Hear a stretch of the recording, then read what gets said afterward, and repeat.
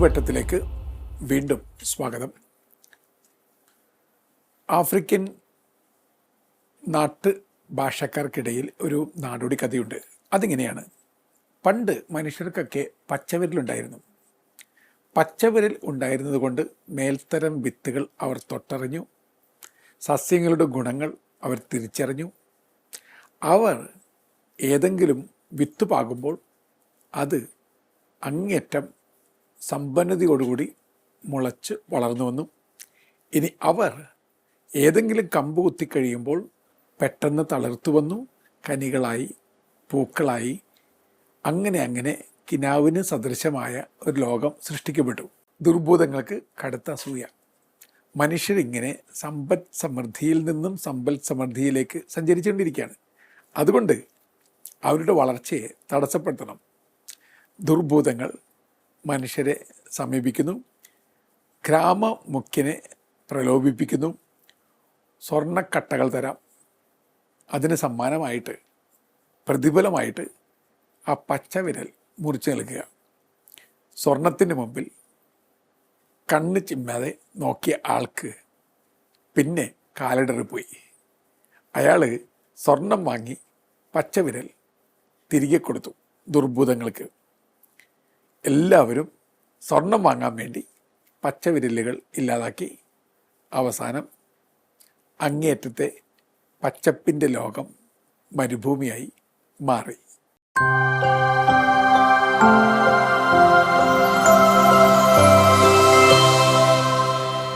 എൻ്റെ പ്രിയപ്പെട്ട സുഹൃത്തെ, പച്ചപ്പ് ഉണ്ടാക്കുക എന്നുള്ളത് പച്ചപ്പുള്ള ഹൃദയമുള്ള മനുഷ്യരുടെയൊക്കെ സ്വപ്നമായി മാറണം. ബൈബിളിൽ നീർച്ചാലിനരികെ നട്ടതും ഇല കൊഴിയാത്തതുമായ വൃക്ഷവുമായിട്ടാണ് നീതിയുള്ള ഒരാളെ താരതമ്യപ്പെടുത്തിയിരിക്കുന്നത്.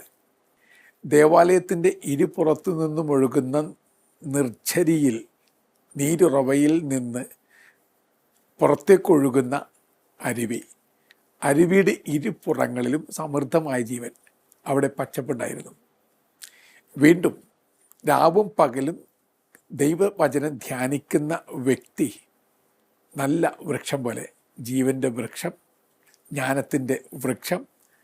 ഇനി വൃക്ഷലതാദികളിലൂടെ ഒഴുകിയിറങ്ങുന്ന വെള്ളം, ദൈവത്തിൻ്റെ കൃപാവരത്തിൻ്റെ ഓർമ്മപ്പെടുത്തൽ. ഇങ്ങനെ പച്ചപ്പിൻ്റെ ധാരാളം സിംബോളിക് എക്സ്പ്രഷൻസ് വിശുദ്ധ ഗ്രന്ഥത്തിൽ നിറഞ്ഞ് കാണാം. ഇന്ന് പച്ചവിരൽ നഷ്ടപ്പെട്ട മനുഷ്യർ, പച്ചവിരൽ നഷ്ടപ്പെട്ട അവസ്ഥയിൽ എന്താണ് സംഭവിക്കുക? കാടെവിടെ മക്കളെ, കൂടെവിടെ മക്കളെ എന്ന മട്ടിൽ ആരോ കവിത കുറിക്കുന്നുണ്ട്. എന്താണ് സംഭവിച്ചുകൊണ്ടിരിക്കുന്നത്? മനുഷ്യർ ആർത്തിമൂത്ത് മരങ്ങളായ മരങ്ങളൊക്കെ മുറിച്ചെടുക്കുകയാണ്. മരങ്ങളായ മരങ്ങളൊക്കെ മുറിച്ചെടുക്കുന്നത് കൊണ്ട് എന്ത് സംഭവിക്കുന്നു? മണ്ണൊലിപ്പ് തടയാനാവാതെ വരുന്നു, പുഴയുടെ താളം മാറുന്നു, മഴയുടെ താളം മാറുന്നു, ചാല് മാറുന്നു, മൊത്തത്തിൽ ദുരന്തങ്ങൾ വരുന്നു, പ്രകൃതിക്ഷോഭങ്ങളുണ്ടാകുന്നു. മനുഷ്യർ ആർത്തിമൂത്ത് പ്രകൃതിയെ വല്ലാതെ കൊന്നൊടുക്കുന്നു, തിന്നൊടുക്കുന്നു. അവസാനം പ്രകൃതി തന്നെ ഉഗ്രഭാവം പൂണ്ട് മനുഷ്യരെ കൊന്നൊടുക്കുന്നു, തിന്നൊടുക്കുന്നു. അതുകൊണ്ടാണ് ആരോ പറഞ്ഞത്, ദൈവം എപ്പോഴും പൊറുക്കും, മനുഷ്യർ ചിലപ്പോഴൊക്കെ പൊറുക്കും, പ്രകൃതി ഒരിക്കലും പൊറുക്കില്ല. സത്യമല്ലേ? ദൈവം എപ്പോഴും പൊറുക്കും, കരുണാമയനാണ്. മനുഷ്യർ ഇടയ്ക്കിടെ പൊറുക്കും, ഇടയ്ക്ക് കരുണ വരും, ഇടയ്ക്ക് ദേഷ്യം വരും. പക്ഷെ പ്രകൃതിയെ ദ്രോഹിച്ച് കഴിഞ്ഞാൽ പ്രകൃതി പ്രതികാരം നിർവഹിക്കും. നിങ്ങളെ കൊന്നൊടുക്കും, നിങ്ങളെ തിന്നെടുക്കും. അതാണ് സംഭവിച്ചുകൊണ്ടിരിക്കുന്നത്. എന്നിട്ടും നമ്മൾ വല്ല പാഠവും പഠിക്കുന്നുണ്ടോ? ഞാനൊന്ന് ചോദിക്കട്ടെ, നിങ്ങളുടെ വീട്ടിൽ, നിങ്ങളുടെ വീട് പരിസരത്തുള്ള നല്ല മാവുകളും പ്ലാവുകളും മറ്റു മരങ്ങളും ഏതോ കാലത്ത് ഏതോ കാരണവർ നട്ടു വളർത്തിയതാണ്. അതിൻ്റെ ഫലം നിങ്ങളാണ് അനുഭവിക്കുന്നത്. പണ്ടത്തെ ആളുകൾ അങ്ങനെയായിരുന്നു. ഞാൻ ഇനി അടുത്തൊരു ചോദ്യം ചോദിക്കട്ടെ, നിങ്ങൾ ആർക്ക് വേണ്ടി എവിടെ ഏത് മരം നട്ടിട്ടുണ്ട്? നമ്മളെല്ലാവരും ഈ ഒരു ടെമ്പററി മൊമെൻറ്റിന് വേണ്ടി ജീവിക്കുന്നവരെ പോലെയാണ്. ഇന്ന് എനിക്കെന്ത് കിട്ടും, ഇന്ന് എനിക്കെങ്ങനെ അടിച്ചു പൊളിച്ച് ജീവിക്കാൻ പറ്റും, ഇന്നെങ്ങനെ ആഹ്ലാദം ഉള്ളിൽ കൊണ്ടു നടക്കാൻ പറ്റും. നാളത്തെക്കുറിച്ച് ഒന്നും ചിന്തിക്കുന്നില്ല. പണ്ടത്തെ ആളുകൾ, പഴമക്കാർ, അവർ ഉണക്കമരങ്ങളായിരുന്നില്ല, അവർ പച്ചപ്പുള്ള മരങ്ങളായിരുന്നു. അവർ ഭാവിയെക്കുറിച്ച് ചിന്തിച്ചിരുന്നു. അവരുടെ ഭാവിയല്ല, അടുത്ത തലമുറയുടെ ഭാവി. നിങ്ങൾ ശ്രദ്ധിച്ചിട്ടുണ്ടാവും, പണ്ടത്തെ ആളുകളുടെ കഥയിൽ ഒരു മരം മുറിക്കുന്നതിന് മുമ്പ് മരത്തിനോട് അനുവാദം ചോദിച്ചിരുന്നു. നമ്മുടെ ഹൈന്ദവ സഹോദരങ്ങളൊക്കെ മരം മുറിക്കുന്നതിന് മുമ്പ് ചില ശ്ലോകങ്ങളൊക്കെ ചൊല്ലി പ്രാർത്ഥിച്ച്, വേറെ മറ്റ് മാർഗമില്ലാത്തത് കൊണ്ടാണ് നിൻ്റെ ശിഖരങ്ങൾ മുറിക്കുന്നത് എന്നൊക്കെ പറഞ്ഞിട്ടാണ് മരം മുറിച്ചിരുന്നത്. പണ്ടത്തെ പെരുന്നാൾ ആഘോഷങ്ങൾ എങ്ങനെയായിരുന്നു? പെരുന്നാൾ ആഘോഷം എന്നൊക്കെ പറയുന്നത് ഒരു മരം നട്ടിട്ടോ അല്ലെങ്കിൽ നല്ലൊരു കാര്യം ചെയ്തിട്ടോ ഒക്കെ ആയിരുന്നു. ഇന്നത്തെ പോലെ ഭൂമിയിൽ നിന്ന് അകന്ന് വേറെ ഏതോ സാങ്കല്പികതയുടെ കൃത്രിമ ലോകം സൃഷ്ടിച്ച് അവിടെയുള്ള ആഘോഷങ്ങളായിരുന്നില്ല പണ്ട് നടന്നിരുന്നത്. നമുക്കിപ്പോൾ ആഘോഷങ്ങളെന്നൊക്കെ പറയുന്നത് അടിച്ച് തിമർക്കാനും സ്വയം നശിപ്പിക്കാനുമുള്ള കൃത്രിമമായ എന്തൊക്കെയോ സംവിധാനങ്ങളാണ്. ശരിയല്ലേ? ആലോചിച്ച് നോക്കുക. അങ്ങനെ ആയിരുന്നില്ല പണ്ട് കുറച്ചുകൂടി ഭൂമിയോട് അടുത്ത് നിൽക്കുന്നവരായിരുന്നു മനുഷ്യർ. ചോലമരങ്ങളെ ഹൃദയത്തോട് ചേർത്ത് ചോലമരങ്ങളാകാൻ പഠിച്ചവരായിരുന്നു പണ്ടത്തെ ആളുകൾ. അതാണ് നമ്മളും അന്നത്തെ ആളുകളും തമ്മിലുള്ള വ്യത്യാസം എന്ന് തിരിച്ചറിയുക. ആ വ്യത്യാസം തിരിച്ചറിഞ്ഞിട്ട് ഇന്നത്തെ അവസ്ഥയെക്കുറിച്ച് നമ്മൾ സങ്കടത്തോടു കൂടി ഒന്ന് ചിന്തിക്കണം. എന്നിട്ട് ചില കാര്യങ്ങൾ മനസ്സിലാക്കിയെടുക്കണം. ഒരു മരം വീട്ടിലുണ്ടെങ്കിൽ കൃത്യമായി പറഞ്ഞാൽ 4-5 എയർ കണ്ടീഷണറേക്കാളും അവ പ്രവർത്തിക്കുന്നു എന്നാണ് സാധാരണ പഠനങ്ങൾ പറയുന്നത്. അപ്പോൾ ഒരൊറ്റ മരം മതി ശീതീകരണത്തിനുള്ള ഉപാധിയായിട്ട്. മരമില്ലാത്തത് കൊണ്ട് എയർ കണ്ടീഷണറുകൾ നമ്മൾ ധാരാളമായിട്ട് ഉപയോഗിക്കുകയാണ്. അവസാനം നിങ്ങളുടെ കണ്ടീഷൻ തന്നെ വളരെ മോശമാവുകയാണ്. സ്ഥിരമായിട്ട് AC ഉപയോഗിച്ച് കഴിയുമ്പോൾ ജീവിതത്തിൻ്റെ കൃത്യമായിട്ടുള്ള ശീത ഊഷ്ണ ഭാവങ്ങളെ ക്രമീകരിക്കുന്ന ഇന്നർ മെക്കാനിസം അതില്ലാതാവുന്നുണ്ട്. അതിനെക്കുറിച്ച് എത്ര പഠനങ്ങളാണ് ഇപ്പോൾ വന്നുകൊണ്ടിരിക്കുക. പക്ഷെ നമ്മളിത് മനസ്സിലാക്കുന്നില്ല. ഇനി സാധാരണ സ്റ്റാറ്റിസ്റ്റിക്സിലേക്ക് കടക്കാം. നമുക്ക് ഓരോ വ്യക്തിക്കും സ്വസ്ഥതയോടെ ജീവിക്കണമെങ്കിൽ 16 മരങ്ങളെങ്കിലും നമുക്ക് ചുറ്റും വേണമെന്നാണ് പഠനം. എന്തുകൊണ്ടാണ്? നമുക്ക് 3.8 കിലോഗ്രാം ഓക്സിജൻ വേണം. അത് കിട്ടണമെന്നുണ്ടെങ്കിൽ നമുക്ക് ഇത്രയും മരങ്ങളുടെ സേവനം ആവശ്യമുണ്ട്. അപ്പോൾ ഇത്രയും മരങ്ങൾ നമുക്ക് വേണമെന്നുണ്ടെങ്കിൽ ഒരു ഗ്രാമത്തിൽ നിന്നും പട്ടണത്തിലേക്ക് വരുമ്പോൾ ആ പട്ടണത്തിൽ എത്രമാത്രം മരങ്ങൾ വേണം? സ്വച്ഛമായിട്ട് ഓക്സിജൻ ലഭ്യമാക്കുന്ന സൗകര്യം ഉണ്ടാക്കണം എന്നുണ്ടെങ്കിൽ ഇത് മരങ്ങളൊക്കെ മുറിക്കുകയല്ലേ? വെറുതെ അല്ല നമ്മളൊക്കെ ശ്വാസം മുട്ടി ചാകുന്നവരായി മാറിപ്പോകുന്നത്. ഇത് നമ്മുടെയൊക്കെ ഒരു വല്ലാത്ത ദുർഭഗതയുടെ അവസ്ഥയാണെന്ന് പ്രിയപ്പെട്ടവരെ തിരിച്ചറിയുക. ഇനി ഇതിപ്പോൾ ഭയങ്കര ഫാസ്റ്റായിട്ടുള്ള ലോകമാണ്. നിങ്ങൾ തന്നെ ഇപ്പോൾ ഈ TV പ്രോഗ്രാം കണ്ടുകൊണ്ടിരിക്കുന്നതിനിടയിൽ എവിടെയാണോ ഫാസ്റ്റായിട്ടുള്ളത് ആർക്കും ഒന്നിനും നേരില്ല. പുതിയ തലമുറയ്ക്ക് ജെൻസി പിള്ളേർ പറയുന്ന അവർക്ക് അറ്റൻഷൻ തീരെയില്ല. അവർക്ക് സെക്കൻഡുകളുടെ അറ്റൻഷൻ മാത്രമേ ഉള്ളൂ, അതിനപ്പുറത്തേക്ക് അറ്റൻഷൻ പറ്റില്ല. അതുകൊണ്ട് ഫാസ്റ്റ് പ്രോഗ്രാം ആയിരിക്കണം. സെക്കൻഡുകൾ മാത്രം നീണ്ടു നിൽക്കുന്ന പരിപാടികളാണ് ഇപ്പോൾ വൈറയുടെ പരിപാടികൾ. അതിനപ്പുറത്തേക്ക് നീണ്ടു കഴിഞ്ഞിട്ടുണ്ടെങ്കിൽ ആർക്കാ പരിപാടി കാണാൻ താല്പര്യമില്ല. അങ്ങനെയാണെങ്കിൽ ഫാസ്റ്റാണ് world. Fast solution, fast arrangements, fast accommodation, fast food, fast marriage, fast divorce, എല്ലാം ഫാസ്റ്റാണ്. എല്ലാം ഫാസ്റ്റായിട്ട് നടന്നിട്ടിരിക്കുകയാണ്. ഇനി ഫാസ്റ്റ് ഫുഡ് എന്ന് പറയുന്നത് പ്രകൃതിക്ക് നിരക്കാത്ത ഭക്ഷണമാണെന്ന് എത്ര തവണ ശാസ്ത്രജ്ഞന്മാരൊക്കെ പറഞ്ഞിട്ടുണ്ട്. നമ്മളുള്ളത് കേൾക്കോ? പണ്ടത്തെ ആളുകൾ കഴിച്ചിരുന്ന ഭക്ഷണവും നമ്മൾ കഴിക്കുന്ന ഭക്ഷണം തമ്മിൽ എന്തൊരു വ്യത്യാസമാണ്. പണ്ടത്തെ ആളുകൾ പ്രകൃതി കനിഞ്ഞ് നൽകുന്ന ഭക്ഷണത്തിൻ്റെ അമൃതരസം അങ്ങനെ തന്നെ ആവാഹിച്ച മനുഷ്യരായിരുന്നു. അവർ വളരെ ദാനബോധത്തോടു കൂടി ഈ ഭക്ഷണമൊക്കെ കഴിച്ച് ആരോഗ്യത്തോട് ജീവിച്ചു പോന്നു. നമ്മൾ ഫാസ്റ്റ് ഫുഡിൻ്റെ പിന്നാലെ ഫാസ്റ്റായിട്ട് ഫിറ്റസ്റ്റായിട്ട് ഓടിക്കൊണ്ടിരിക്കുകയാണ്. അങ്ങനെ ഫിറ്റസ്റ്റായിട്ട് ഫാസ്റ്റസ്റ്റായിട്ട് ഓടിക്കൊണ്ടിരിക്കുന്നതിനിടയിൽ ഫാസ്റ്റായിട്ട് ഡെത്ത് നമ്മുടെ പിന്നാലെയും വരുന്നുണ്ട്. അതാണ് സംഭവിച്ചുകൊണ്ടിരിക്കുന്നത്. അങ്ങനെയല്ലേ എന്ന് ആലോചിച്ച് നോക്കുക. അപ്പോൾ പ്രകൃതിയിൽ നിന്ന് അകന്നകന്നകന്നകന്ന് പ്രിയപ്പെട്ട ചങ്ങാതി, നമ്മളൊക്കെ ഫാസ്റ്റ് ഫുഡിൻ്റെ ലോകത്ത് സഞ്ചരിക്കുന്നുണ്ടെങ്കിൽ അത് തന്നെ ഒരു ശരിയല്ലായ്മയല്ലേ? ഇനി ഫാസ്റ്റായിട്ട് പഴവർഗ്ഗങ്ങൾ മൂപ്പിച്ചെടുക്കുന്നതിന് വേണ്ടി എത്രയെത്ര കെമിക്കലുകളാണ് ഉപയോഗിക്കുക. ഫാസ്റ്റ് ഗ്രോത്ത് ഉണ്ടാകാൻ വേണ്ടി ചെടികളിലേക്ക് എന്തെന്ത് കെമിക്കലുകളാണ് ഇഞ്ചക്റ്റ് ചെയ്ത് എടുക്കുന്നത്. ഇനി ഫാസ്റ്റായിട്ട് വലിപ്പം കൂട്ടുന്നതിന് വേണ്ടി എന്തെന്ത് മാരക വിഷങ്ങളാണ് ഭക്ഷ്യ വിഭവങ്ങളിലേക്ക് ചാർത്തുന്നത്. കൃഷിക്കാരെയൊക്കെ ഇപ്പം അങ്ങനെ ചെയ്തുകൊണ്ടിരിക്കുകയാണ്. നിങ്ങൾ കഴിക്കുന്ന കനി വിഷക്കനിയാണെന്ന് നിങ്ങൾ തിരിച്ചറിയുമ്പോഴേക്കും നിങ്ങൾ തന്നെ ഇല്ലാതായിട്ടുണ്ടാകും. എന്തു ചെയ്യും? ഇങ്ങനെയുള്ളൊരു കാലഘട്ടത്തിലാണ് പ്രിയപ്പെട്ടവരെ നമ്മളെല്ലാവരും ജീവിക്കുക. അങ്ങനെയാണെങ്കിൽ നമ്മളിനി എന്താ ചെയ്യേണ്ടത്? ചെയ്യാവുന്ന ഒന്ന് രണ്ട് കാര്യങ്ങളുണ്ട്. ശരിക്കും പാശ്ചാത്യവൽക്കരിക്കപ്പെട്ട കമ്പോളങ്ങളാണ് നമ്മളുടെ കമ്പോളങ്ങൾ. അവിടെ ഏറ്റവും വിഷമുള്ള സാധനങ്ങൾ, ഏറ്റവും ഷുഗറി കോട്ടിങ്ങോടുകൂടി ഏറ്റവും ഹെൽത്തി ആയിട്ട് ചിത്രീകരിക്കപ്പെട്ട് ഹെൽത്തിൻ്റെ എല്ലാ ആഭരണങ്ങൾ അണിഞ്ഞു നിൽക്കുകയാണ്. നമുക്ക് ചെയ്യാവുന്ന കുറച്ച് കാര്യങ്ങളുണ്ട്. പണ്ട് അമ്മമാർ അവരുടെ ഇത്തിരി സ്ഥലത്ത് അടുക്കളത്തോട്ടങ്ങൾ നിർമ്മിക്കുമായിരുന്നു. എന്നെ കേട്ടുകൊണ്ടിരിക്കുന്ന പ്രിയപ്പെട്ടവരെ, ഒരു അടുക്കളത്തോട്ടം നിർമ്മിക്കുന്നത് ഒരു പ്രാർത്ഥനാനുഭവമാണെന്ന് തിരിച്ചറിഞ്ഞുകൂടെ? അത്രയ്ക്ക് തിടുക്കപ്പെട്ട് അത്രയ്ക്കേറെ അലസതയോടുകൂടി ഈ സീരിയലുകളായ സീരിയലുകളെല്ലാം കണ്ട് കണ്ട് കണ്ട് കണ്ട് വെറുതെ ഇരിക്കുന്നതിലും ഭേദം അല്പസമയം ടി വി കാണണമെന്ന് ഞാൻ പറയത്തില്ല, ടി വിയൊക്കെ കാണുക നല്ലതല്ലേ. പക്ഷേ ടി വിയിലേക്ക് കയറിപ്പോയി ടി വിയിൽ ഇല്ലാതാകുന്ന മനുഷ്യരുടെ എണ്ണമാണ് ഇപ്പോൾ കൂടിക്കൊണ്ടിരിക്കുന്നത്. അല്ലെങ്കിൽ മൊബൈലിൽ കുത്തി കുത്തി കുത്തി കുത്തി ചാറ്റി ചീറ്റി പിന്നെ ചീറ്റിപ്പോകുന്ന ജന്മവുമായിട്ട് പോകുന്ന ആളുകളുടെ എണ്ണമാണ് ഇപ്പോൾ കൂടിക്കൊണ്ടിരിക്കുന്നത്. അപ്പോൾ എല്ലാത്തിനും ലിമിറ്റൊക്കെ വെക്കുക. അടുക്കളത്തോട്ടം ഉണ്ടാക്കാൻ, അത് പരിചരിക്കാൻ നിങ്ങൾ ഇത്തിരി സമയം കണ്ടെത്തുക. നിങ്ങൾ അങ്ങനെ ചെയ്യുകയാണെങ്കിൽ നിങ്ങൾ വരുന്ന മാറ്റം എന്താണ്? നിങ്ങൾ ക്രിയേറ്റിവിറ്റി കൂടും, പ്രൊഡക്ടിവിറ്റി കൂടും, നിങ്ങളുടെ ഉള്ളിലുള്ളൊരു സന്തോഷം കൂടും, എന്തൂസിയാസം കൂടും. നിങ്ങൾ മൊത്തത്തിൽ ഹെൽത്തിയായി മാറും. പിന്നെ ശാരീരിക ആരോഗ്യത്തിൻ്റെ കാര്യം പറയേണ്ട ആവശ്യമില്ലല്ലോ.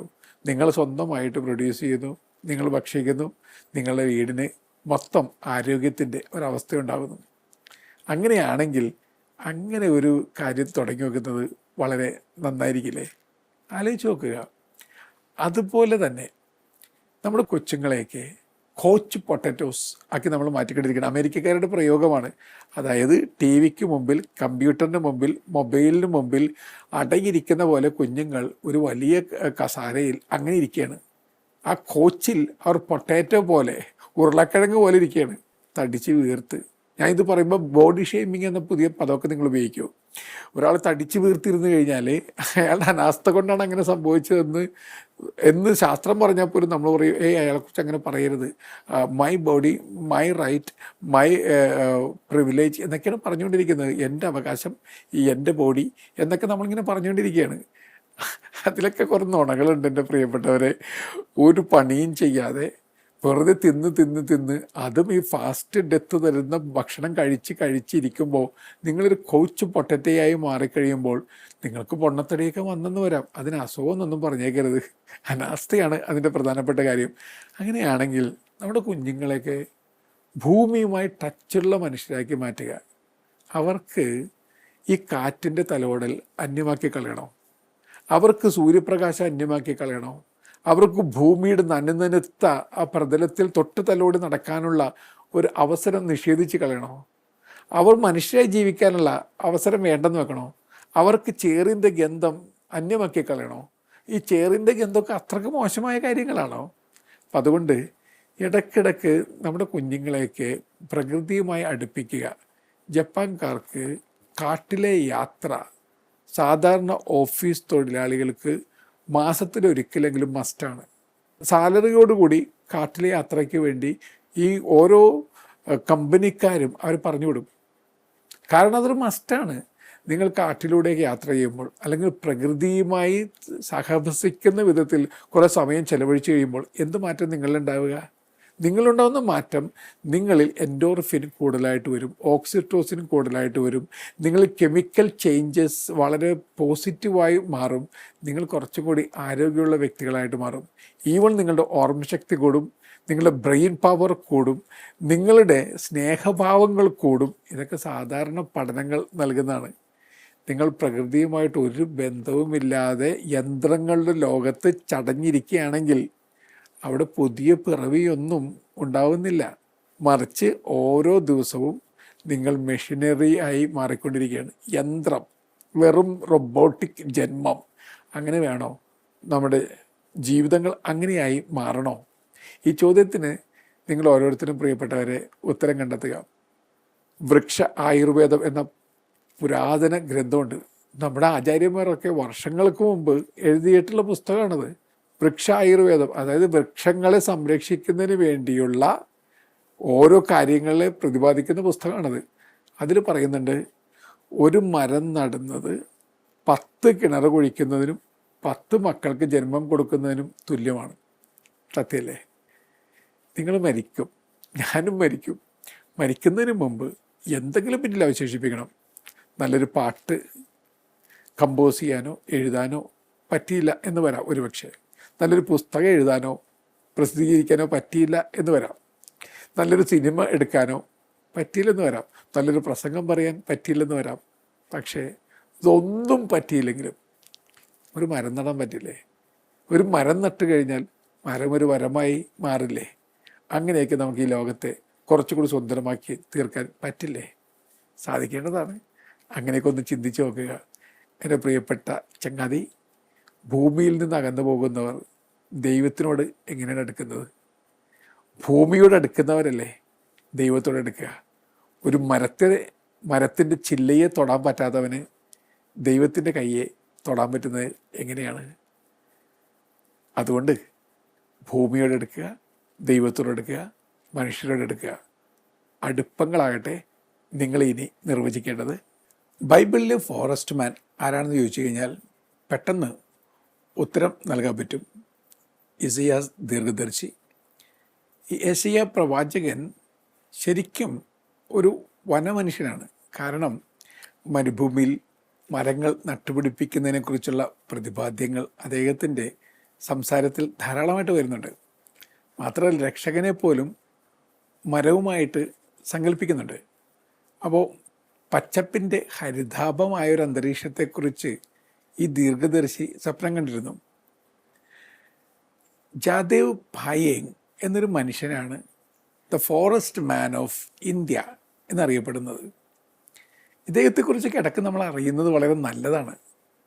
ലോകം മുഴുവൻ ഈ മനുഷ്യനെ ആദരിക്കുന്നുണ്ട്. ഭാരതത്തിൽ പത്മശ്രീ അവാർഡ് അദ്ദേഹത്തിന് നൽകുകയുണ്ടായി. പക്ഷെ അതിനേക്കാളേറെ ഓണററി അവാർഡുകൾ പുറത്ത് പലയിടത്തും അദ്ദേഹത്തിന് ലഭിച്ചിരുന്നു. ഈ വ്യക്തിയുടെ പ്രത്യേകത എന്താണ്? 1360 ഏക്കർ ഭൂമിയിൽ നദീതടത്തിൽ അദ്ദേഹം മരങ്ങൾ വെച്ച് പിടിപ്പിച്ചു. എത്രാമത്തെ വയസ്സിലാണ് അദ്ദേഹം ആരംഭിച്ചത്? 16ാമത്തെ വയസ്സിൽ. എന്തുകൊണ്ട് അദ്ദേഹം അങ്ങനെ ചെയ്തു?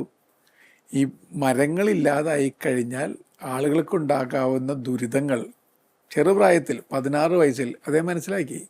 അതുകൊണ്ട് 16 വയസ്സുകാരൻ്റെ മനസ്സിലുദിച്ച ബുദ്ധി, മരങ്ങളുണ്ടായാലേ കൃത്യമായിട്ടുള്ള സന്തുലിതാവസ്ഥ ഉണ്ടാവുകയുള്ളൂ. അവൻ മരങ്ങൾ വെച്ച് പിടിക്കാൻ തുടങ്ങി. ബ്രഹ്മപുത്ര നദീ തടത്ത് കിട്ടിയ സ്ഥലങ്ങളിലൊക്കെ അവൻ ചെറിയ ചെറിയ മരങ്ങൾ വെച്ച് പിടിപ്പിച്ചു. നിങ്ങൾ ആ പ്രോസസ്സൊന്ന് മനസ്സിൽ കണ്ടു നോക്കുക എൻ്റെ പ്രിയപ്പെട്ടവരെ. ഒരു പയ്യൻ ഭാവിയെ സ്വപ്നം കണ്ടുകൊണ്ട് മരങ്ങൾ വച്ചു പിടിപ്പിക്കുകയാണ്. ഇങ്ങനെ 10-40 വർഷം കഴിഞ്ഞപ്പോൾ ഈ 1360 ഏക്കർ സ്ഥലം നിബിഡ വനമായിട്ട് മാറി. നിബിഡ വനമെന്ന് പറയുമ്പോൾ ദേശാടന കിളികൾ ധാരാളം ചേക്കേറുന്ന വനം. അവിടെ റിനോസറുകളും ടൈഗറുകളൊക്കെ അഭയം കണ്ടെത്തി വന്നു തുടങ്ങി. അതായത് എല്ലാ വന്യമൃഗങ്ങളും ദേശാടന പക്ഷികളും വളരെ കൗതുകമുണർത്തുന്ന സ്ട്രെയിഞ്ച് ആയിട്ടുള്ള ബേഡുകളൊക്കെ നിറഞ്ഞ ഒരു വനം. ഒരു മനുഷ്യനൊരു കാടുണ്ടാക്കാൻ പറ്റുമെന്ന് പറഞ്ഞു കഴിഞ്ഞാൽ എൻ്റെ പ്രിയപ്പെട്ടവരെ നിങ്ങൾക്കത് വിശ്വസിക്കാൻ പറ്റുമോ? കാടുകളായ കാടുകളൊക്കെ നശിപ്പിക്കുന്നവരാണ് നമ്മിൽ പലരും. പണ്ടത്തെ ഒരു സിനിമാ താരം ഇങ്ങനെയൊരു ഓർമ്മപ്പെടുത്തൽ നടത്തി. എല്ലാ വർഷവും വനദിനത്തിൽ നമ്മൾ മരങ്ങൾ നടും. അത് കഴിഞ്ഞിട്ട് അടുത്ത വർഷം വീണ്ടും മരങ്ങൾ നടും. അദ്ദേഹം ഒരു ഓർമ്മപ്പെടുത്തൽ നടത്തി. നട്ട മരം വല്ലതും ഇപ്പോഴും ഉണ്ടോ എന്ന് നിങ്ങൾ ആരെങ്കിലും ചിന്തിച്ചിട്ടുണ്ടോ? നിങ്ങൾ മരങ്ങളൊക്കെ നട്ടങ്ങ് പോവുകയാണ്. അതിന് വെള്ളം നളിച്ചിട്ടുണ്ട, വളമിട്ടിട്ടുണ്ട, അതിപ്പോൾ എവിടെയാണ്? അത് മുളച്ച് വളർന്നിട്ടുണ്ടോ എന്ന് ചിന്തിച്ച് വെക്കുക. അപ്പോൾ ഈ മരങ്ങൾ നടലൊക്കെ ഇപ്പോൾ ഒരു ഹോബിയാക്കി നമ്മൾ മാറ്റിക്കൊണ്ടിരിക്കുകയാണ്. നട്ട മരം വളർച്ചയോടുകൂടി പന്തലിച്ച് ചില്ലകൾ വിരിച്ച് നിൽക്കുന്നുണ്ടോ? ഈ ചോദ്യത്തിന് എന്താണ് നമ്മൾ ഉത്തരം കണ്ടെത്തുക?